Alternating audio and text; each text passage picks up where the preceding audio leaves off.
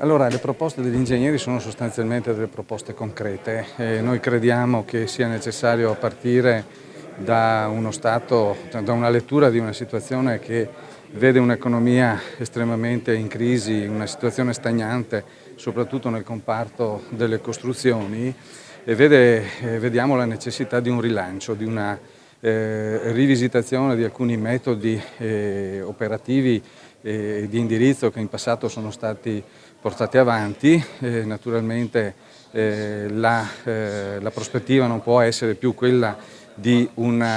intervento sul territorio in maniera massiccia e con un grande consumo di suolo, ma dobbiamo ragionare in termini di riorganizzazione degli spazi esistenti, riqualificazione, rigenerazione delle città, delle zone industriali, mettere in sicurezza questo patrimonio che evidentemente ha la necessità di garantire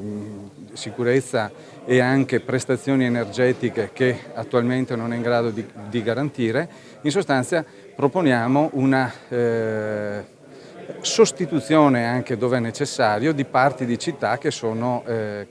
superate, obsolete e che non sono in grado di garantire quanto sarebbe necessario. Qui a nord-est quali sono le criticità da sanare?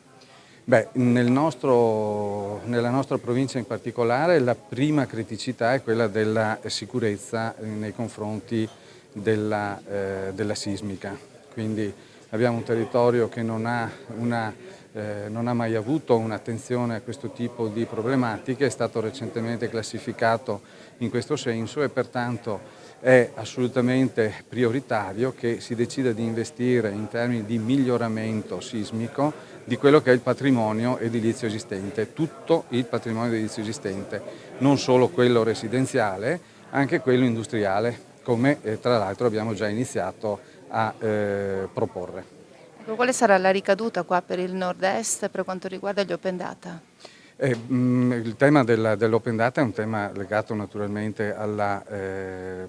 messa in rete di tutta una serie di informazioni e quindi l'apertura di archivi, se vogliamo anche, di pubbliche amministrazioni che possono consentire a chi ne volesse fare uso di riorganizzare queste informazioni e addirittura immaginare delle soluzioni anche diciamo creative sotto il profilo dell'occupazione, quindi si possono inventare delle situazioni anche di mercato. Quello di oggi sarà una sorta anche di confronto anche con alcuni politici, Presidente. Questo è un momento importante per la categoria. Sì, questo è senz'altro un momento importante. Abbiamo voluto con questo evento incontrare i candidati alle prossime elezioni politiche per cercare di portare la nostra idea alla loro attenzione e cercare di coinvolgerli in questi progetti che sono dei progetti a nostro avviso sostanzialmente concreti e che possono vedere un rilancio completo dell'economia, dell'indotto, naturalmente senza la previsione di un intervento dello Stato attraverso delle forme di incentivazione, di defiscalizzazione di quelli che sono gli interventi che il privato dovrebbe eventualmente attivare per il rilancio della nostra economia, soprattutto diciamo nel settore della filiera delle costruzioni e della messa in sicurezza del territorio da rischio idrogeologico e da altri rischi e in più con il tema che abbiamo detto dell'open data.